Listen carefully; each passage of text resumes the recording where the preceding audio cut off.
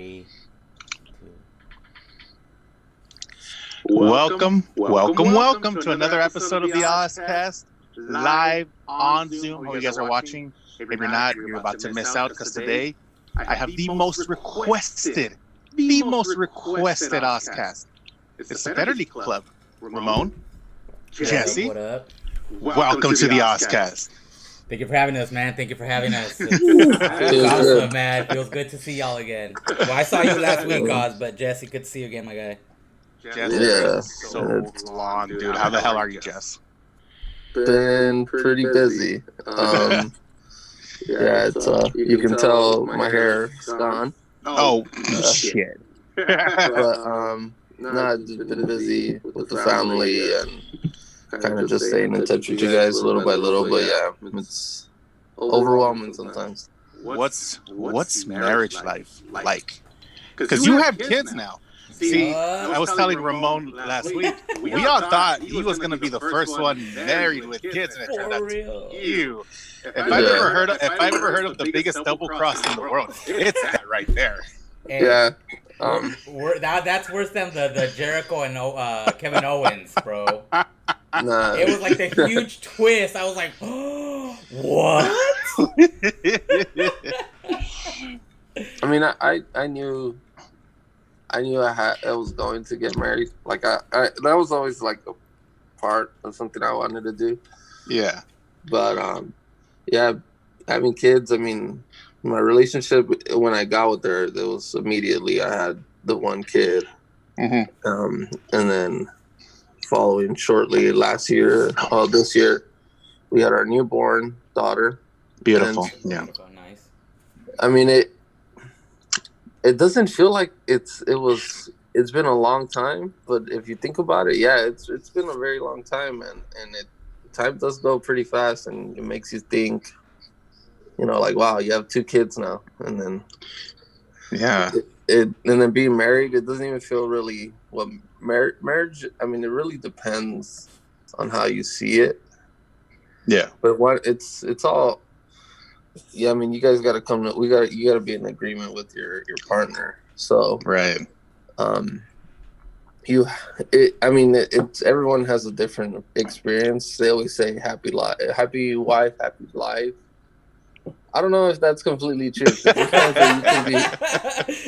You can be very upset with each other, but you still have a happy life because you have your kids, you got your family, stuff like that. And when you have kids, man, you drop everything. Right. You can't carry it. So that's why I'm just like I it's probably something I really needed. So Well, happy, and hopefully Ramon and you join that club soon. no, I'm good. I'm Gucci. I was telling Ramon during the week that the more kids that you guys have, the less pressure it takes off of me. so y'all keep popping them out like you're squirrels or whatever. Rabbits, bro. Rabbits. Excuse me, rabbits. See, Big Sean, rabbits. There it is. Blessings on blessings. Okay. Blessings, bro. Jess, do you remember how we created the FETTERLY Club? So I know for a fact it was me and you. We had this huge thing with wrestling. We would always go at it like in WWE, 2K. Jesus, those were tournaments. I'm telling you. Yeah, we would have some draws. Like we would play Iron Man match, 60 minutes. We would be going at it. And we tied at this one last time, and he couldn't believe it because I got the pin in like the last 5 seconds. That was horseshit. It was the big. I think if I go back on my Xbox, I think the recording I think it's there. I think it's there. But I love to see. But yeah, that. I think. But the FETTERLY Club really. I mean, it was something we were just like, why not? It wasn't even the FETTERLY Club then. I think it was just us watching wrestling because we were just had a passion for it. We were so into it. We were so involved into it. But I want to ask you, since we're talking about wrestling, who's your favorite wrestler of all time? All right, favorite wrestler of all time. Oh man. I mean, at the time, that's tough because have two that fight each other. I'm a real big fan of. I was a real big fan of Eddie Guerrero. Right. And then he had passed away. Rest in peace, man. He was really good wrestler. Like I remember. I'm gonna stop you right there. I remember after Eddie Guerrero passed away. I think you were like 10 or 11 years old. They were gonna do a tribute for him on Raw the night after. I remember, and you called me up like, "I'm scared. Can you record me the Raw because I can't watch it at my house?" No, so apparently I couldn't watch it, but then my dad told me that we have like the Mexican direct TV, Sky. So we had that, and he told me that there's a channel you can actually watch it, but it's in Spanish. So I actually set up the living room so I can lay down and watch it. So I actually watched that Raw, and I legitimately like had tears because it was like, dude, the way they did that video package and that the 10 bells and it was really touching. But then I question WWE regarding moving forward. You know, their strategy for Rey Mysterio, that was a little bit. Well, go into that. What are your thoughts on it? This is the OzzCast, baby. Speak your mind, homie. Speak your mind. This is your time. Rey Mysterio didn't deserve that push. I think he already had all the credit he needed since, WCW days, probably like, and then his father was a wrestler, I'm believing, if I'm correct. But Rey Mysterio had everything going for him already, even without Eddie Guerrero. Yeah. The one that needed it was Chavo. Yeah. I think that would have been the better push because he was direct blood. He's from that family tree. Right. He's a Guerrero, so he deserved that push. He should have won that champion. He should have won the Rumble. He should have won the championship to have that Guerrero name in the history books. It don't matter if it was Chavo or Eddie. I think winning that Royal Rumble, hey, Guerrero's name's on there. Yeah. And if he was winning that title, Guerrero's name was on there. So, because he didn't really do anything after that. I think they turned him into a golfer. Was that before or after? I think it was. I don't remember. No, he was tag champ, I think. Right. Very heavily with Eddie Guerrero, but I know for a fact. I think after that he was kind of in the United States championship picture for a bit. Right. And then I think that's it. I mean, Eddie Guerrero's passing was pretty tough on him. If you saw that documentary. Oh, the Dark Side of the Ring. Yeah, and he dealt with that second loss, Chris Benoit. So have you seen that one, Ramon? By the way. No, I have not. Oh my God! Whoever watches this, please watch that documentary. If you're a wrestling fan. Mm-hmm. Anything like that, like you gotta watch that. There's legitimately 3 episodes of the Dark Side of the Ring that I highly recommend. One is obviously the Chris Benoit one, which was amazing. The second is the Owen Hart one. If you haven't seen the Owen Hart one, holy shit, that is good. And then the third and final one is it's the Randy Savage and Miss Elizabeth. If you haven't seen that one and you see all the backstage politics involving that one couple, man, it's going to change your perspective on those two. Yeah. And it makes you think, like, at the time you were enjoying all this, the wrestling, and you didn't know all this that was going on in the background. But because I think we can go into Eddie Guerrero for so long, but just go back and who's that second wrestler that you really admired? Hands down, Shawn Michaels.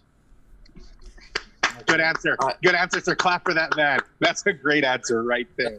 I mean, I wasn't really I didn't really get to watch wrestling when I was, in the 90s. So I couldn't really see like his him coming up, with what was it, the Rockers or something? Yeah.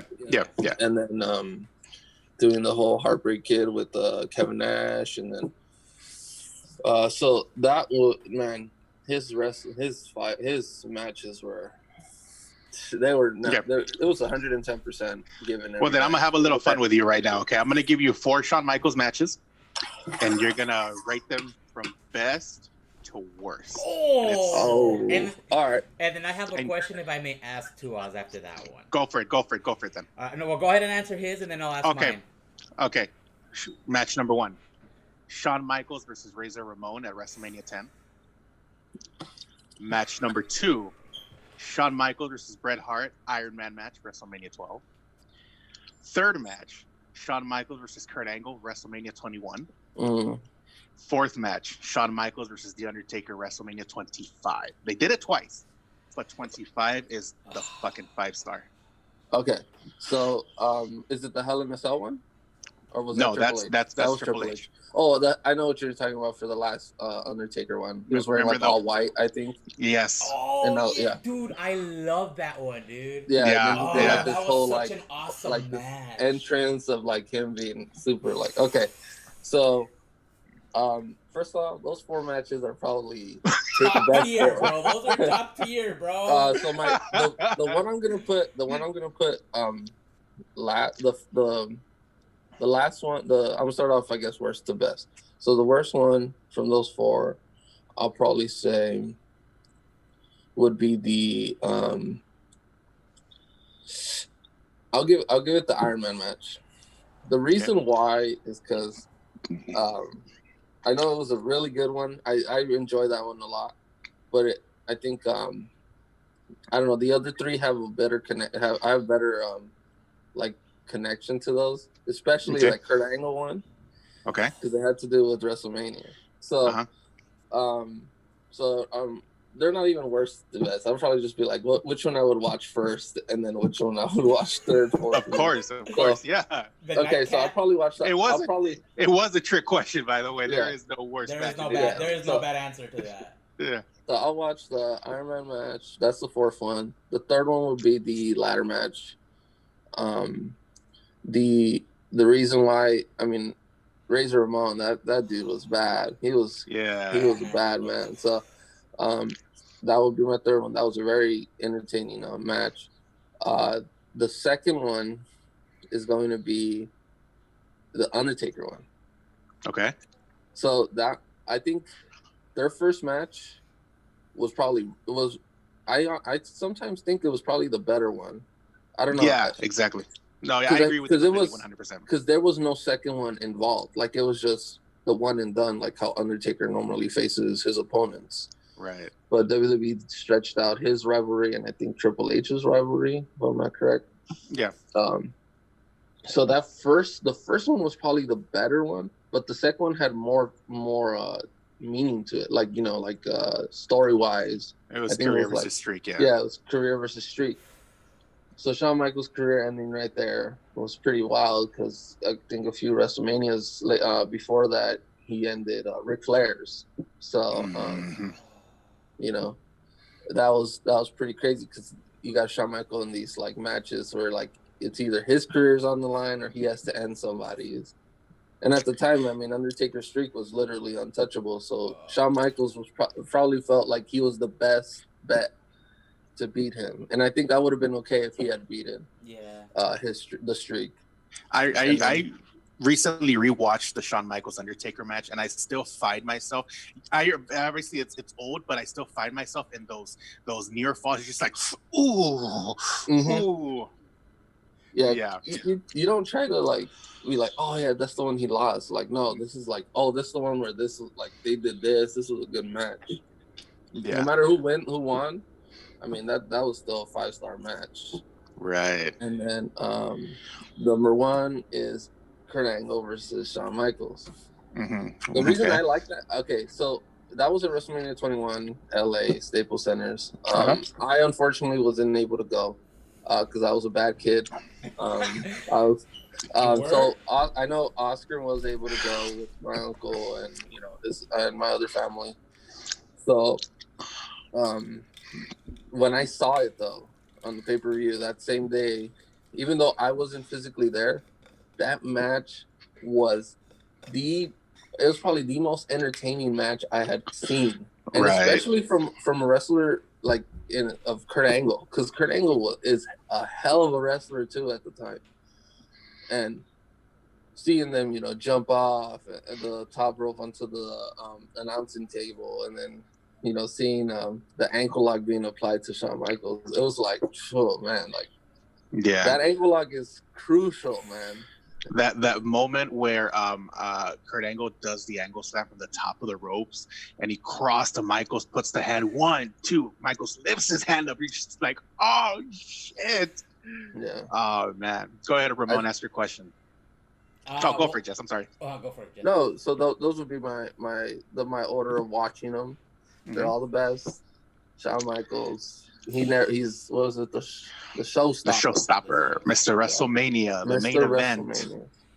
Yeah, so, and then towards the end, he got a little wonky. So my question is actually for both of you. Okay. And it's to Shawn Michaels as well.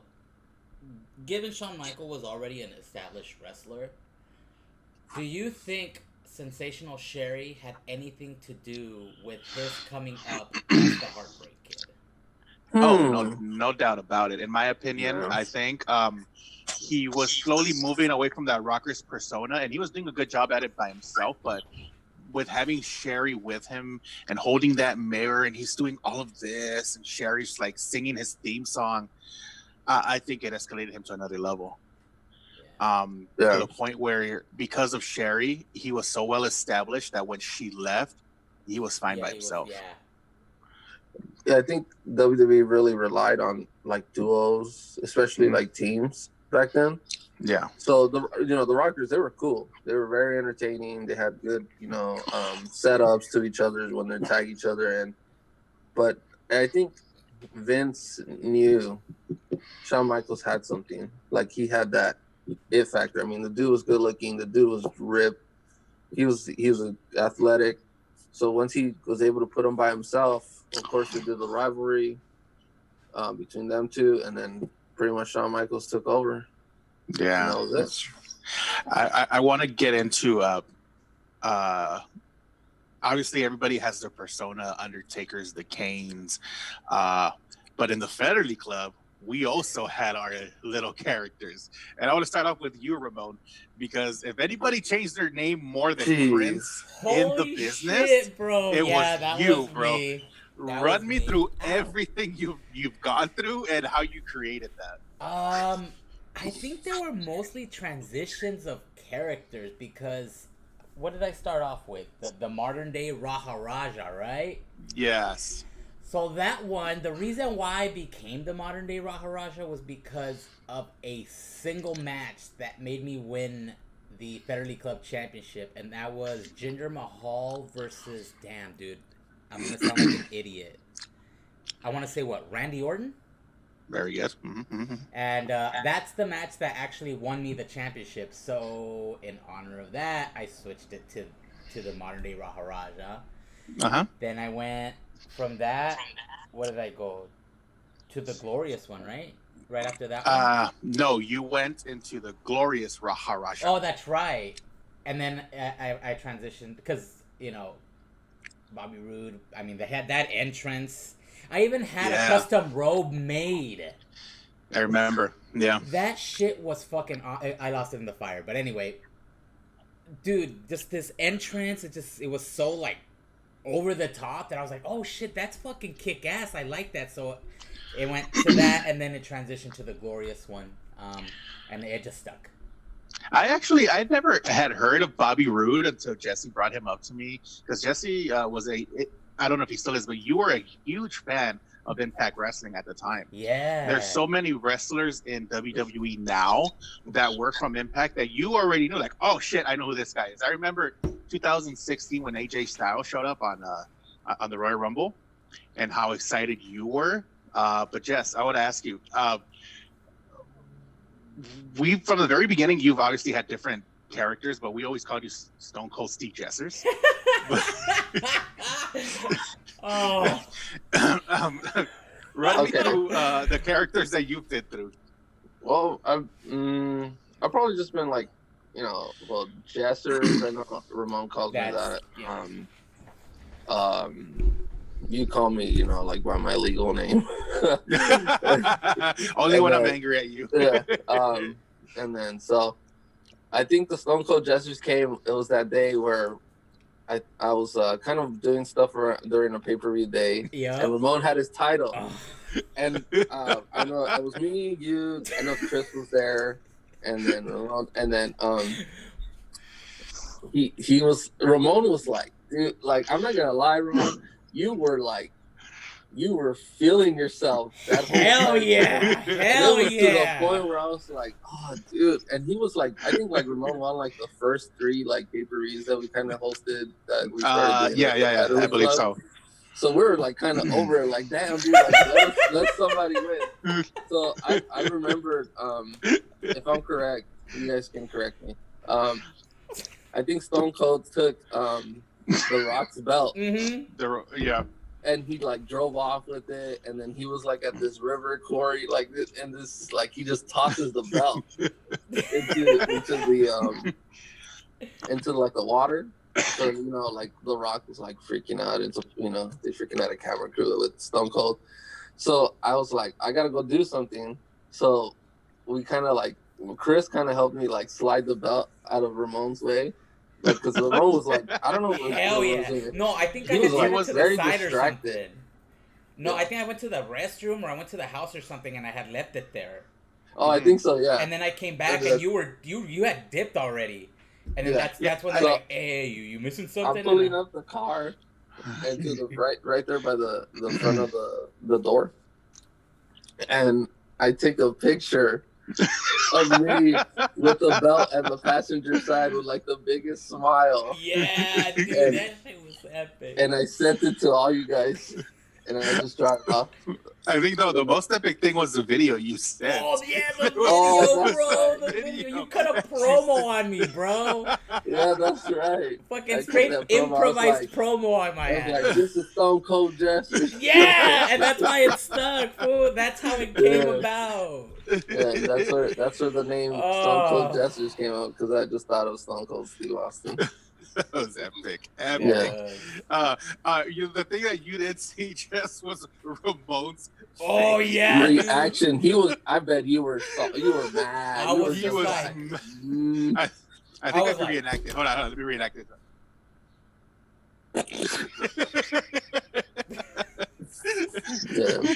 You were mad that day. Yeah. I was known as El Gallo Negro, but my story is not as fascinating as Jesse's, but I'll tell it anyway. I remember when I worked at the grocery store, I was bigger. I'm still a big guy, but I was bigger, and my belly would stick out like a fucking gallo. So I always assumed when they would say, "Oh, buenos dias, gallo," I assumed it was a compliment because the roosters are like the head honchos. No, it's because of my belly. So I didn't know that. Yeah, me and Omar talked about that too. my brother Omar, he was all like pinche gallo. That's how he does from now on. Every single day, every time I talk to him, pinche gallo.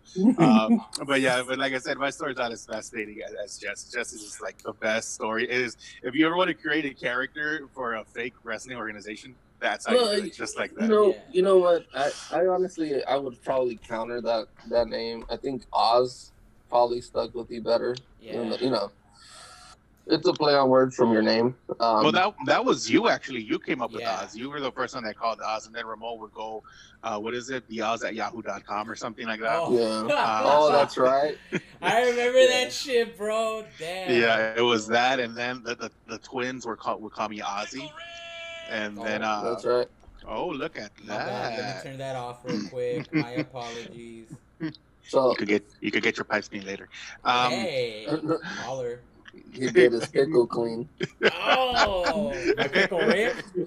But yeah. So the Oz, I think, was probably, it stuck. I mean, honestly, look at the name of the podcast. Mm-hmm. You use it pretty frequently, like on other things. So yeah. I know probably that nickname was probably easier for them at the store. You're not gonna be like having a bunch of like Latinos be like Oz. ¿Dónde está pinche Oz? I know, ¿dónde está el Oz? Shit. That's why they saw you. They're like, you're the tallest one in Top Valley. So you're like, that's the guy right there. That's the That's the rooster right there. Yeah. This fool sticks out his next chest a to, little extra hard right there. He's like, "What's up, bitches?" I went full iconics on that one. Oh. Ramon, you I want to touch on something. When you touch on obviously you want. you. Anyway, when did you implement the title? Do you remember when we brought the title in? I don't. Because it's right behind you. Actually. Oh, actually, yeah, it's right there. Mm-hmm. Yeah. That's the one that we use. Hold on. That's the new one, right? Yeah, well, yeah, the top oh, one. No, I see it. It's right above the top it. I was one? looking at the... Yeah. So, I don't remember. I remember we were talking about it, Oz, because at that time, there was a YouTube channel that we would watch. Oh, yeah. And they were doing something like that. And then we started bouncing off ideas or whatever. And then they were selling the replica WWE championships at Toys R Us for short time. Yeah. So I'm like, because I know that was like the first time they ever released something like that, where it was kind of like almost the size of the one they actually used, and you went like to hell yeah, I didn't even counties. Dude, I went for it, and I think you found it at like COB. Yeah, exactly, bro. I kid you not. That day, I want to say I spent half of the day looking for that shit. Yeah. And I finally found one at Seal Beach, so I dipped from work straight. And at that time, I worked in Palisades. So I drove from Palisades to Seal Beach just to get that one. And in prime traffic time? Oh, hell yeah. It was horrible, but it was worth it. I feel you. But I don't recall when exactly. I think it was kind of like 6 months into this. Because I know the YouTube. I know who we were talking about, the group we watched that had created their own title. Yeah, they did. Yeah, and it was made out of like cardboard and all that stuff. And it was kind of cool. Don't get me wrong. Their idea was cool, and the way they would trade off the belt and how they would do it. So of course we got inspired to do that because man, we're wrestling fans, you know. Yeah, of course. Yeah. We wanted to make it more interacting between each other instead of just like, hey man, what time are we gonna be there? We're gonna just sit down and eat. Yeah. And then just, shoot around while we're, watching the match and make it more interesting. I remember it got so serious to the point that we were doing predictions now. Pre-pay-per-views for that goddamn title. And it would get competitive because I remember Jess specifically would stress out about, oh man, I don't know who to pick. Should I pick Seth Rollins? Should I pick Samoa Joe? I don't know what to do. So like I refrained from using websites. Oh yeah. Yes. I know there was a notorious member that just not gonna say names. He doesn't. You know what? He doesn't use websites. He just reads everything on there. Yeah, he reads everything on a website. That's what he does. Hi, Chris. No, but yeah. So I try not to read on it. I know there's always spoilers that got released and stuff like that. And I think there was a big problem that WWE had actually during 2016. That some guy was legitimately releasing all of the match, like the results. Yeah. Like a couple weeks prior to the pay-per-view.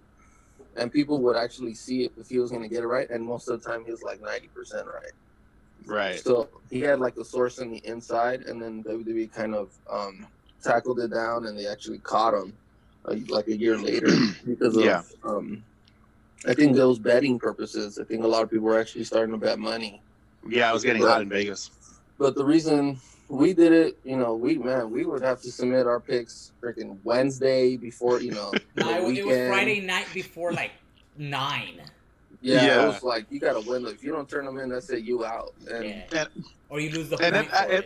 And then I would make it so like I started being a little bitch about it because I would give you guys chances. Well, can I just turn them in Saturday, Bob? Can I turn them in Saturday, Oz? So I was like, yeah, turn them in Saturday. I'll go fuck. Well, see, sometimes they added matches at the very end. Oh yeah, true, very true. On a Friday, or a Thursday night or something like that. So I know it was sometimes you would text us and be like, hey, this match was added. What was your pick? So, but I mean, damn, sometimes these WWE pay-per-views, man, had like 8 matches or like 10, almost 10 matches sometimes, and you were just like, all right, I don't really watch this, this cruiserweight division, so I gotta think about the name, who's popping, who's good, So. I think there was one WrestleMania a couple years ago that had 14 matches at some point. With pre-show. Was that the one in Santa Cruz? The one that was here, the Levi Stadium? I think it was had to be Camping World 34, I think 33 or 34. That was when the main event was Undertaker and Roman Reigns. I think that the one where Undertaker disappeared like at the very end. No, like he walked off and like took off everything. He retired. Yeah. That was out. And then after the title, we tried to do a Money in the Bank, like very technical. I remember Ramon created a contract for Money in the Bank. Yeah. But you know what? That was good because it was like we had something else to worry about now. Like we had more to gain. But I think Ramon ended up winning that crap too. That shit pissed me off too. That shit was rigged. Rigged, bro? What do you mean? You're the one that put the names in the bucket. Yeah, how is it possible? You had the title. You. Who had the Money in the Bank? You. Like, you literally lost the title the same night and won the Money in the Bank the same night. Fuck you. Oh, yeah. I think, hey, what do you want me to do? Didn't Savino win it? Or it was Chris or something No, it had to been Savino that won the title that night. Yeah, he won it at No Mercy. Yeah, you're right. Yeah. And you won it there. We were all excited for him. And then Ramon was like, I got the suitcase. And then... Yeah, I remember it. And the thing is, you had to lie down and get pinned. Yeah. Mm-hmm. And I think that other member didn't want to lay down. Chris. He didn't want to take the pin. So. But by the way, speaking of No Mercy, dude, shout out to the Mr. Fitzpatrick. Oh yeah, man! And Nancy Limon for hooking it up with the suite that night. I think I speak for everybody on the OzzCast that was one of the best nights we've ever had inside that suite. Yeah, shout out to Nancy and you know. Was that when we went to go? Was that No Mercy? That was No Mercy. That's when. Who did the Miz fight that night? He took on was it Daniel Bryan? No. Oh, that's right. No, was that when Daniel Bryan fought Brock Lesnar? No, that was a Survivor Series. That was the year after. No, this was after. Right. This was like we kind of disbanded after. This was like prime, like I would say Seth Rollins time and Roman Reigns, like. The main event that night, if I remember correctly, because I have such a huge knowledge of wrestling, was Brock Lesnar and Braun Strowman. Oh, that's right. I think so. And we were all pissed on that ending. Yeah, that was stupid. The build-up, and then they still gave it to Brock. Isn't that funny? Yeah. The story of wrestling. And then after we did the FETTERLY Club, we did the championship, we did the Money in the Bank. Jess, you started veering off a little bit with your personal life, and you started attending less and less and less. Cool, but I think the reason that the FETTERLY Club at some point disbanded was because you were just not showing up anymore. Yeah. But do you remember? You remember the time? We first met. Yeah. How many championship runs did you have? I probably had like 2 or 3. Probably the longest one I had was like maybe 2-3 pay-per-views worth. Oh yeah. And then that was probably every other one was like win one and then lose it like the next one. I remember the first time I won it, I left my phone on and you had grabbed the title and you was like stealing the Snapchat for the champ and kissed the title. Right. I did the promo.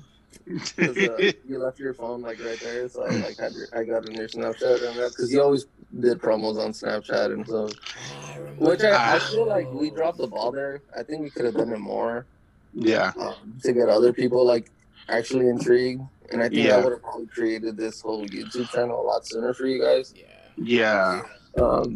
But I think the thing is that we were. I mean, I'm not gonna lie, we're a bit shy when we do anything digitally. Like, I mean, we're good around each other, but when it comes between other people, I think we all get social anxiety. I mean, I saw you change up in the 2 minutes before we went live to where you are now. You're just like, yeah, okay, that sounds good. Okay, that sounds good. And so I mean, we all get social anxiety here, bro. See, I'm used to that because, like, on my job, you gotta change character on the man. You can't be like all sourpuss and everything. And then when I did filming, you saw these people were like being huge dicks, behind the scenes, and then next thing you know, when the camera's on, they're like super nice, or like they're in front of somebody that's big, big time. They're like their attitude changed so quick. So, I mean, especially, we're just talking. It's just me, you, and Ramon. Of course, we know each other. It's not like I've never met you. So you guys practically, we're Oscar's family, and Ramon's practically family. Yeah. Well, he can't be more than family. He just chooses not to. Oh, okay. Here we go. Hey, that quarantine. I got called out on that last week. Like, how could you not ask him by a woman that will not be named Corina? Hey, there's some in there, right there. There's some. There's a little dust going on over their heads, and they're next to each other. Do you think that the Family Club will ever get back? Wait, hold on. Hold that thought before you jump on that. We're gonna go on a brief break because I have to set something up really quick because the timer is going off on it. So just bear with us for a second while we set all this up, and we're gonna be right back. All right? I'm sorry. Are you the host of the show? I'm sorry. Well, go for it. It's because it's about to time out. All right. We'll be right back, you guys. Check your notifications. We'll come back. Bye.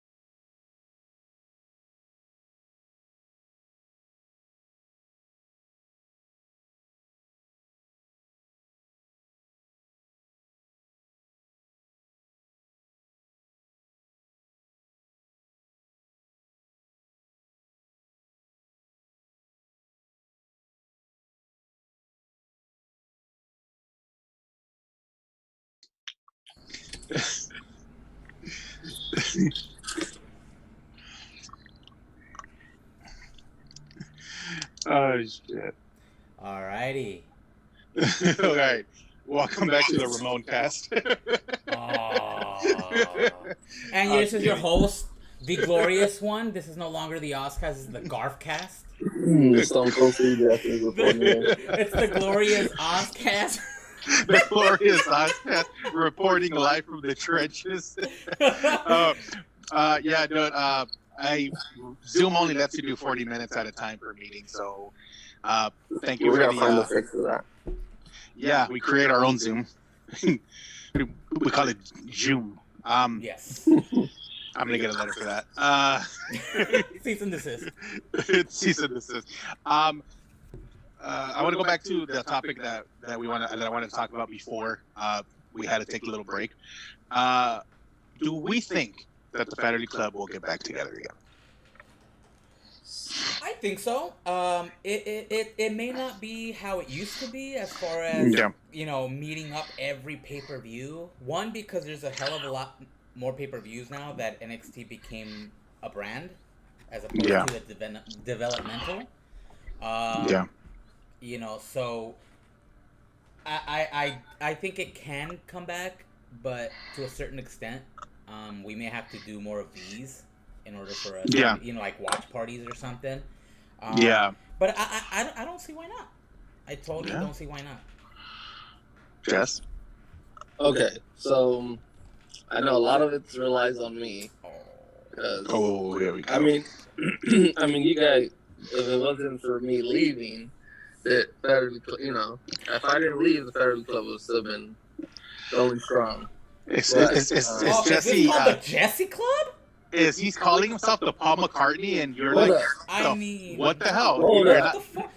This isn't the Beatles, homie. Yeah. No, I didn't say it was. I was taking the lead. I'm not, he is taking the lead, but leave it in the comments, guys. Did he take the lead? Did he just make it about him right here? Okay. So I'm about to explain why. Okay. A lot of the influence on this club had to come from one. The name itself, Fetterly Club. It's a play on words from an existing faction. I guess you can still run it. Yeah. The Bullet Club. All right.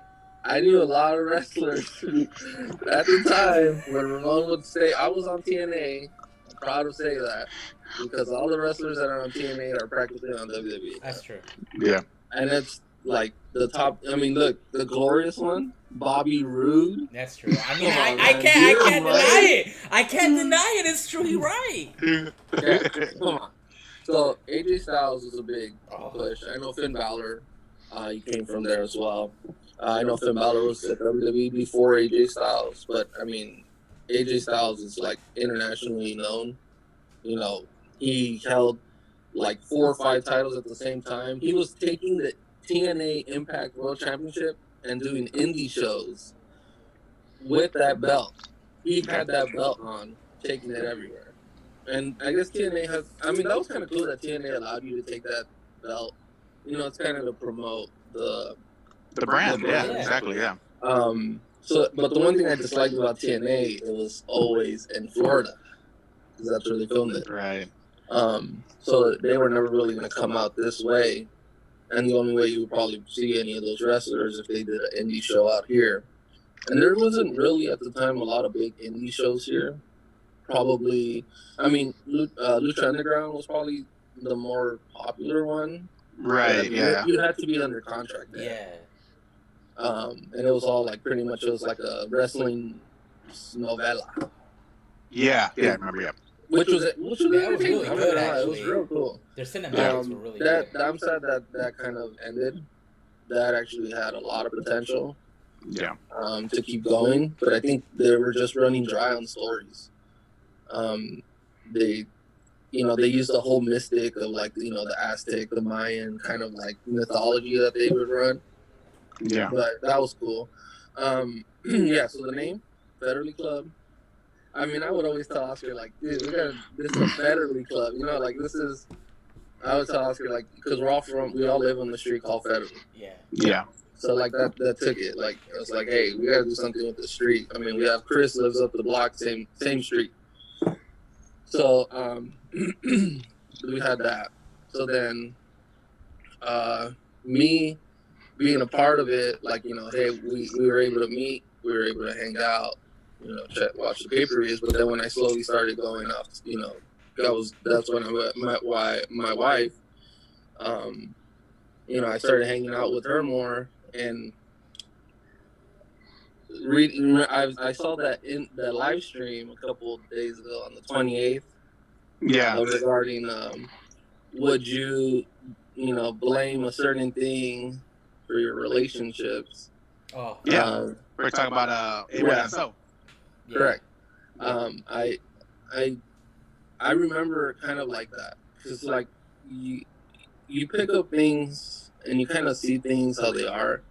You try not to like follow certain ways. Like you're like, hey, if I know this is something I want in my life, I gotta make sure I gotta be a part of it. Like I can't put it off to the side. So I mean, I fortunately went the route where I would decide to be with my wife, and it was like it was a catch-22, because one, I would hang out with her, which I enjoyed, but then second, I'm not hanging out with you guys, which I also enjoyed. So it caused pretty much, it was the rise and fall of FETTERLY CLUB all in my hand. No, but it's coming soon to the OzzCast.com. That was a big break. I'm not gonna lie. Yeah. But I think it will come back. I think it will be a lot more interactive now with the way we have this virtual connection, and the YouTube channel, you know, connecting with the audience too. So that's gonna be pretty fun. I would only probably do like some of the major pay-per-views, because I know WWE's be pushing out pay-per-views like left and right. Hey, this one's over, but next week we got another one. But not so much now. I think at one point they did 19. They had Raw and SmackDown as separate brands. You remember that shit? Yeah. I think it was every 2 weeks. Yeah, because they had a Raw and a SmackDown each month. Yeah. And NXT is kind of a big brand now, which is good for them, man. They deserve. Dude, NXT was. I remember me and Oscar would always watch that every now and then, and we'd always talk about certain wrestlers, and then we'd be excited when it was the takeover, like the biggest one. Dude. Yeah. Who's gonna join NXT, and then we see like these TNA and indie wrestlers, you know, coming from New Japan. Shout out to New Japan, man. They got some good wrestlers too. Nobody's into somebody's. Mm-hmm. And you know, the whole Bullet Club thing. I mean, they're stretching it out, because that's like their Generation X, I guess now. Well, I mean, I'm really glad that you brought that up, the whole New Japan thing. Do you think that when somebody, a wrestler, goes, I'm going to give you a perfect example. This week, Vince McMahon, it was reported that Vince McMahon has officially given up on Shayna Baszler. Oh no! That's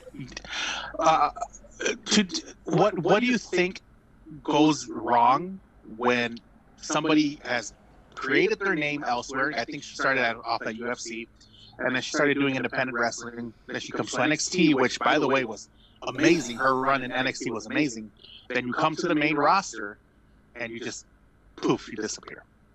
Yeah, I mean, here, let me give my take, Ramon, and then you can you give yours. I know you. Yes, please. Yes, please. So my I'm gonna do it real quick.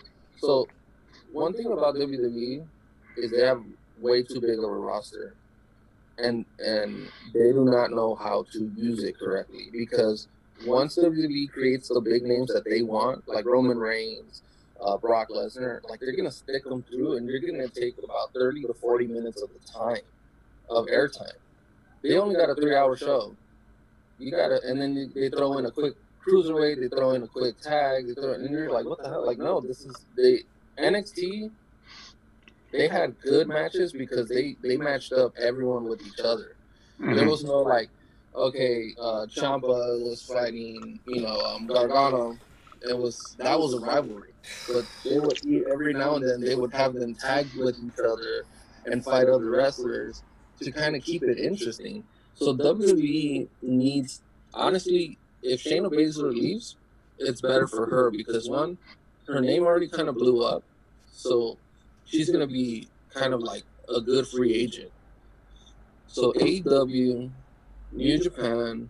I mean, you got AAA, freaking Mexico that does real good with picking up some good wrestlers. I mean, shout out to Pentagon. Settled.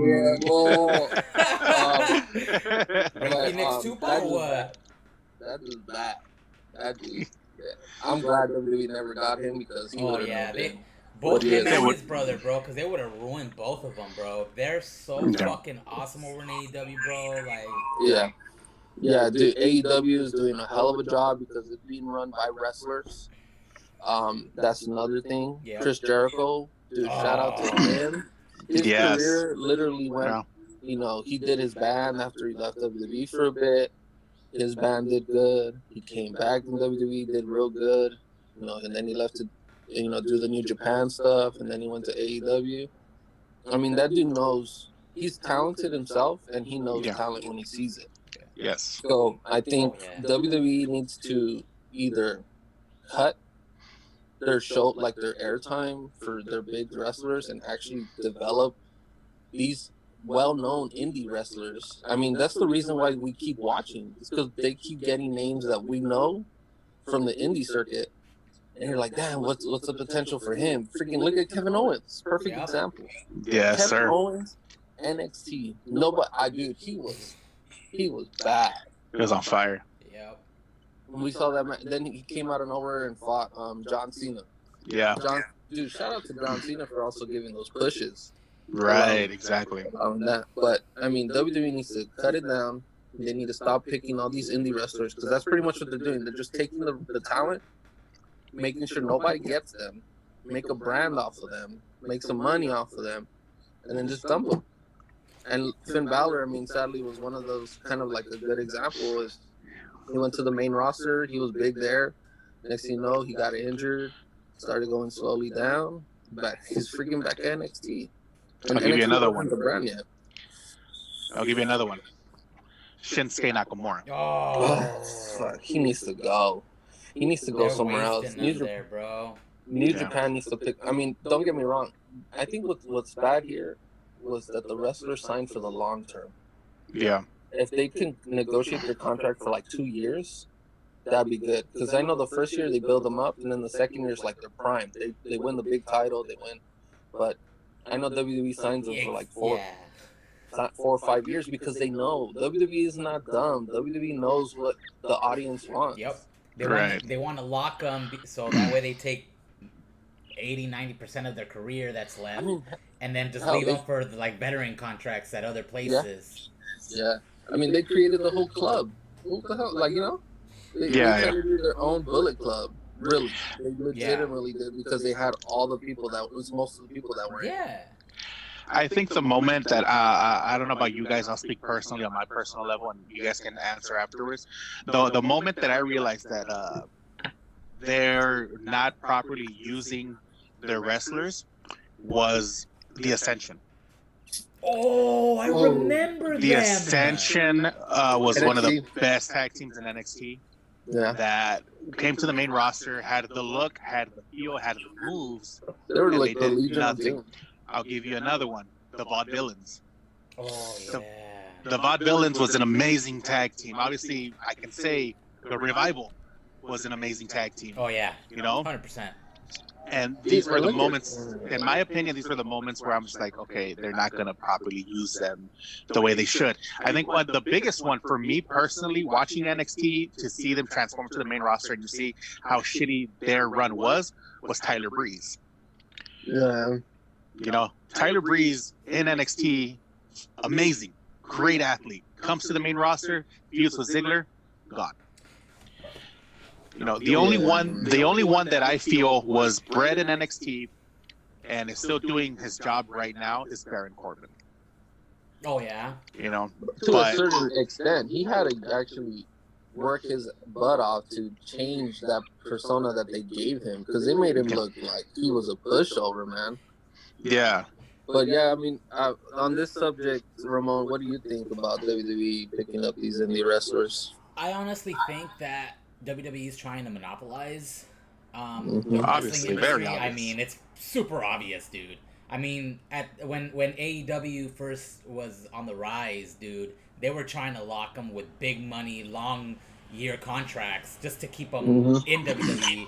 Which, like you mentioned, you know, their roster's fucking enormous. You got people sitting on the sidelines that shouldn't be fucking sitting down anywhere. They need to be fucking, you know, performing. You know, another name that came to mind, Oz, you know, from NXT to WWE main roster, Aleister Black.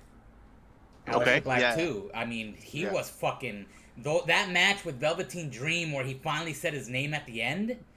Holy shit! What a fucking match, man. You know what I mean? He has potential, and I mean, I don't know how, because I haven't watched wrestling full time since the whole thing came about where there's nobody in the back or whatever, but they weren't using them how they should, and it sucks because there was a point where we would look forward to takeover pay-per-views as opposed to main roster pay-per-views, and it would be like, oh, what is WWE gonna do to top NXT? That was always the thing after Saturday nights before a major pay-per-view was like, damn, NXT fucking nailed it. And it was always the starting match would always just blow everything out of the water. And everything that followed was just as good, if not better. And back to the whole, you know, WWE thing, I don't know, man. I honestly think some of these wrestlers do need to get out. Look at the Revival, like you mentioned. They got out of there. They're in AEW, man. They're doing what they want to do. Over here, you're locked into what they're telling you have to do. You know, same thing with Jon Moxley. He left because he didn't want to deal with that with the bullshit that they were trying to make him do. You know? That's right. So it's just I think WWE needs to start reducing their roster, even if it means losing some of the great talent. Because I mean, what's the point of them being there if they're not going to use them? I mean, you know, as it is, Sami Zayn just had recently gotten the fucking Intercontinental, but then, you know, the whole thingy came around, and then he's like, oh, I don't want to fucking wrestle, and then they stripped him from it. You know, I think Sami Zayn is probably the good example to show, like, to tell wrestlers that are trying, you know, there's always going to be people trying to wrestle growing up. That's their passion. They love the show. That is a good example to show, hey, if you were to join a big brand and you happen to be this good in the indies, which he was, and then you do real good in NXT where the fan is, you know, the whole crowd is cheering for you, humming your music, and you get hurt, don't think WWE is gonna be like treating you the way you were when you were injured, when you weren't injured. Yeah. You get hurt in WWE, gone like that. Yeah. You're in the back burner already. Yep. Look, remember when I told you about Miracle Mike Bennett? How excited I was about him joining WWE, and dude, he was a hell of a wrestler in TNA. He did the indie circuit. You know, his wife was his ex WWE diva, so he probably had a way to get into WWE a little bit easier than some. But dude is a hell of a wrestler, and they just tossed that. They just that was one that I was truly upset about when found out that he was released, rehired, and released again. Because I came to know Mike Bennett. Obviously, Mike Kanellis in WWE, but Mike Bennett through you. Like I said, you have this full knowledge of Impact Wrestling and all these wrestlers that are coming from there. And this man can work. This man is amazing. Was never brought onto WWE, and I don't onto the TV, but I don't understand why. Another one that I got on the news today was Kyrie Sane, who has just recently declined a 5-year deal worth almost $5 million a year. Look at that deal. 5 years. Yeah. Yep, exactly. She signs that. By her second or third year, we're not going to see her anymore. Yep. She's going to be a part of the women's battle royal, Yeah. and then all that stuff, and that's it. That's all you're going to see. I don't even know, does WWE still do like main event or like freaking? No, they don't. They don't. The dark shows. Yeah, they don't do those dark shows anymore, right? No, they don't. Yeah, so it really falls on WWE. I mean, sadly, Vince McMahon. I mean, dude, Vince McMahon did real good for the company during crunch time. When his company was on the line, it was either him or WCW. He did what he could, and I give a lot of credit to the wrestlers. I mean, Stone Cold, The Rock, Triple H, Undertaker, Kane. You know, like that's where household names. They're legitimately household names. You may not be a wrestling family, but you say The Undertaker, you know who that is. Yeah. You say The Rock, you say Stone Cold, you know who that is. Right now, I'd probably throw John Cena in there. You know who that is. Right. So it's Vince McMahon did a good job, but now it's like he got too comfortable to where he felt like, I'm the big brand. Everyone wants to come to me. I can send these people to these 5-year deals for like 2-3 mil. Yeah, it's nice money. But is it worth, dealing with this whole drama with WWE? Because you may be excited for your new contract, probably 2 years in. You're like, oh man, I'm getting paid. I got nice 1 mil a year. But once you're frustrated, trying to get out of that contract, it could be really bad. That's why we always hear these people leave when their contract's up. Yeah. They freaking battled it out for 5 years. They were signed. I mean, John Moxley's a pretty good example. I mean, he was a hell of a wrestler at WWE. He's doing a hell of a. Yeah, he's real good in AEW. So, do you guys feel? Because right now we're in the time where Miss Rona is wilding, and we also going through the speaking out movement, which I'm not going to talk too much on it because I don't want to tread carefully on those type of subjects because I don't know full details. We only know what's being told to us. Do you guys feel that wrestling will go back or make a huge comeback? Because right now it's in the trenches. It's on a day-to-day basis. With everything that's going on, do you guys feel that wrestling will make a huge comeback, then go back to the way things were before Corona? I think it'll slowly get there. I think I want to say it's gonna start. I would say maybe I'll give it about a year, because people once everybody's like, okay, y'all can start doing large group gatherings. People are still gonna have that fear of like, oh shit, what if it comes back again? So I think once it's known whether or not like a big wave's coming or it's subsided substantially, then that's when people are going to start going to shows and shit. But I think once everybody's allowed to start going back and doing big group gatherings, people are still going to be kind of cautious about it. But I do think it's going to go back to how it was, and we're going to have our big ass WrestleManias, which, by the way, WrestleMania is going to be here next year. For now. Hopefully. I mean, we're gonna end up doing a Zoom meeting at outside the stadium if that shit don't happen. If for real, act like we're there. We're gonna take some tablets, rig them up somewhere right there, and make sure we're watching the pay-per-view outside of the stadium if we need to. I was about to say, when the hell did you teleport outside? No, it's my back. No, but hey, Rick, on that note, I think. Right now, it's. I mean, I've been looking at when I've been seeing the boxing without any fans. I've been seeing the UFC without any fans, and it's still entertaining. But you need the audience. You need the crowd. I mean, come on, Baz. Liverpool won the championship in an empty stadium. You know how much that here me. How much it hurt me? They haven't won that in how many years? It's been 1990. Yeah. Hey, dude, I saw that IG post, and right away I thought of you. I'm like, I gotta send this shit to the Oz. Yeah. Dude, I saw the game, so it was like, It was a good game. Dude, if only the fans were there, they would have freaking. They would have lost their shit, bro. Yeah. Yeah. So, I mean, like I'm a big basketball fan, and even this whole restarting of the NBA, eight regular season games, only 22 teams are playing. Only 22 out of the 30. 8 preseason games? Oh, 8 regular season games. So shut up. That's it, yeah. And then they're going to the playoffs. So, however their leaderboard was when they first stopped, it's gonna stay that way. And then those 8 games decide, where you fall, so they can make the playoff bracket. So they have 13 teams in the West, 9 in the East. So they're gonna have all the games in Florida. Yeah.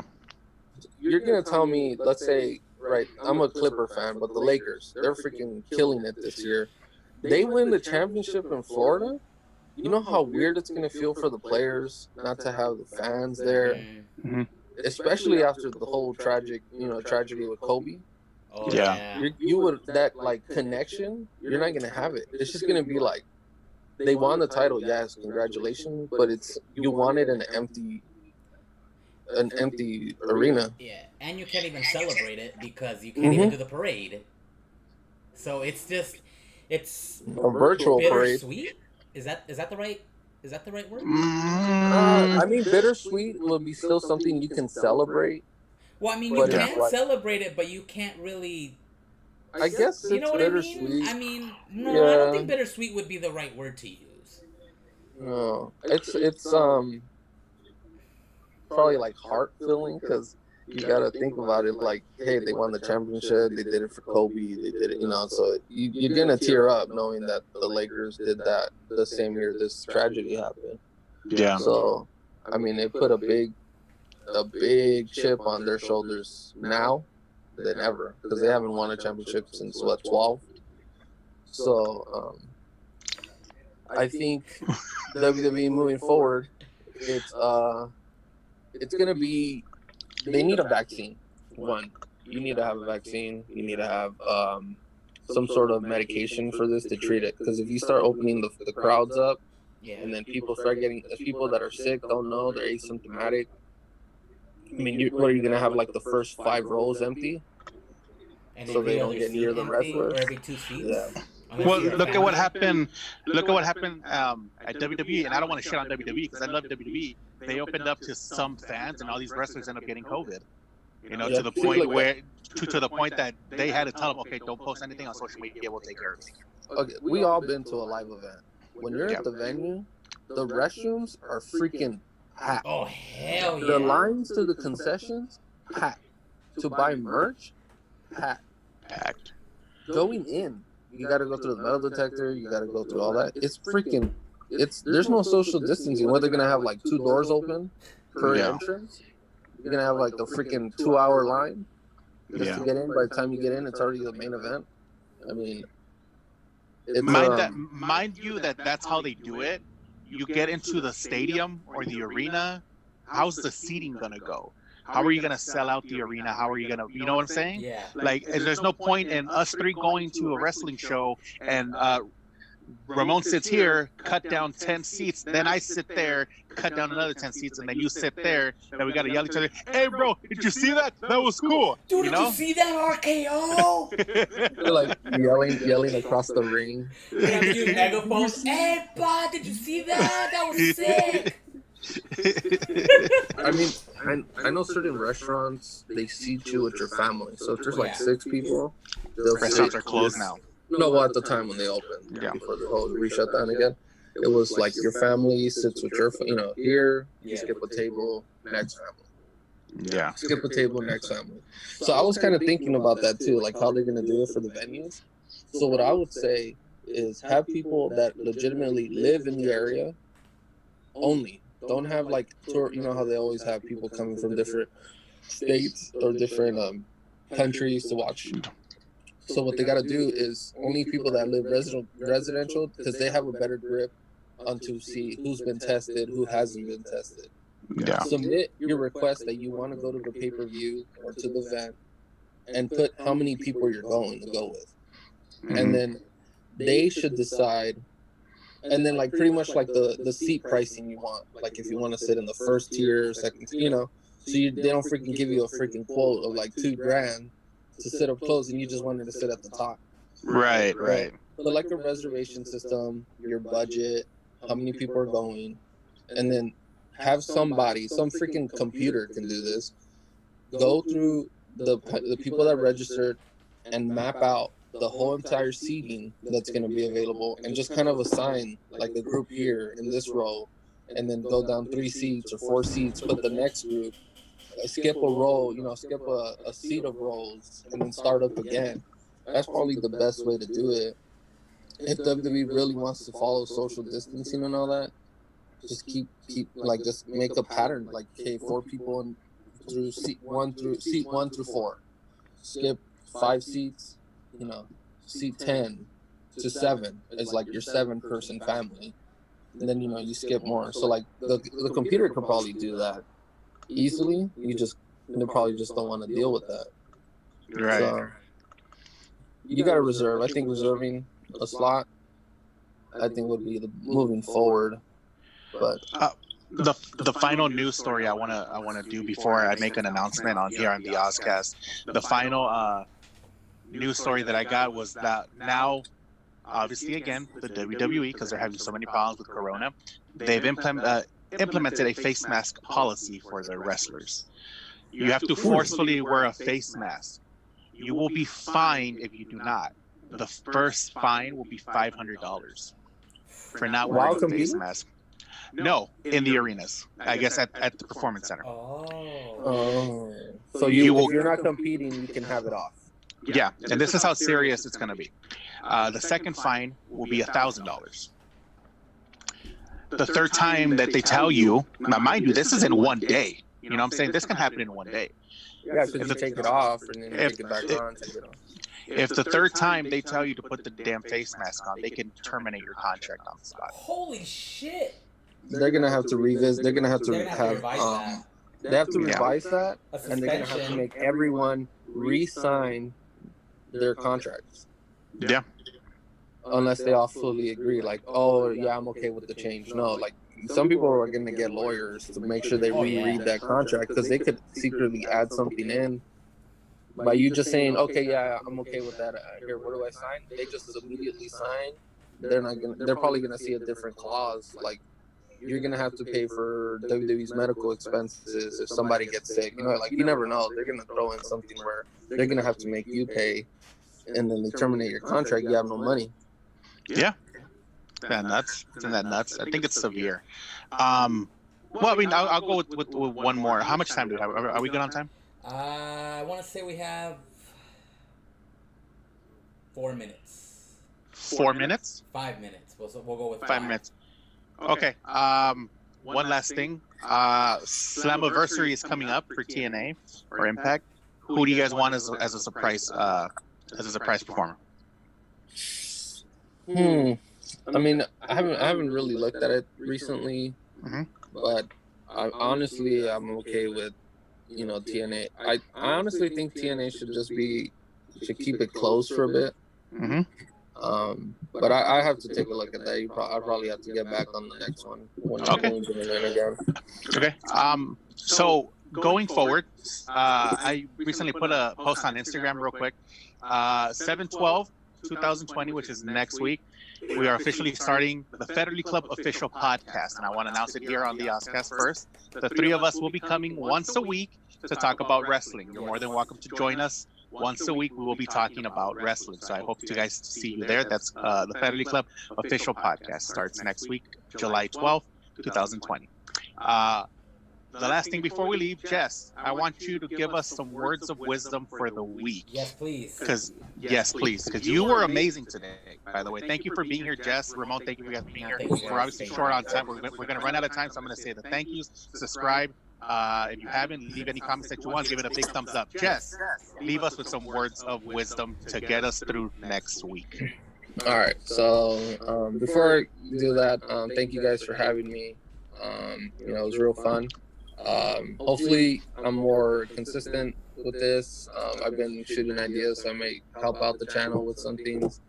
So to kind of get the audience more intrigued, shorter times for video uploads and stuff like that. But words of wisdom, enjoy every moment. Right now, 4th of July, there's a big, it's pretty much a big, honestly, I don't know what's going on in the world today. It's just a mixture of things, emotions, feelings, but enjoy every moment. Hug those close, especially, near this virus, this whole situation. Take things, one step at a time. Don't lose yourself in the world that's going on outside. Come back, gather your thoughts, think about something before you do it, because you never know. Certain actions do cause a chain reaction. So just everyone have a peace of mind. Always make sure you check on your loved ones, even though you haven't talked to them in so long. Shoot them a text, see how everyone's doing. But just keep yourself at ease. Take a break, read a book, cut from the socials. I mean, I'm not a part of any social media, and it feels good. Honestly, man, it feels amazing, because you would see news kicking, and you would see drama kicking, and then it's just like you're overwhelmed, and it's to a point where you forget about your life, So come back to earth, take a seat on your couch, go for a walk, just be close to everyone, make sure you communicate, and that's it. And then please, everybody, wear your masks. Please wear your mask. Yeah. The reason we need to wear the mask is it helps stop the spread. It's not 100%, but it minimizes the spread. And we need that. If we want to enjoy the things again that we were enjoying back in February and March, we all need to work together. We all need to unite, because this virus is pretty much an unknown enemy. We can't attack it. We all can just take the punches we can right now until we create a vaccine. We'll be out of that. But, keep your heads up. Keep moving forward. Chase your dreams. And tune into the next one, because we're going to be giving you some good info. We keep you guys entertained. A lot of people may not know me, but, some of them do. But so, you will. You guys will get to know him. All right.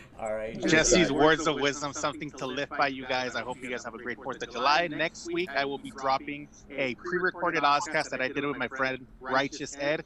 Please listen to it. We are going deep into conspiracy theories, including Chris Benoit. That's right, you guys. We're going to go deep into that next week. That is going to be the OzzCast for next week. But today, that's been Ramon, a.k.a. the Glorious One.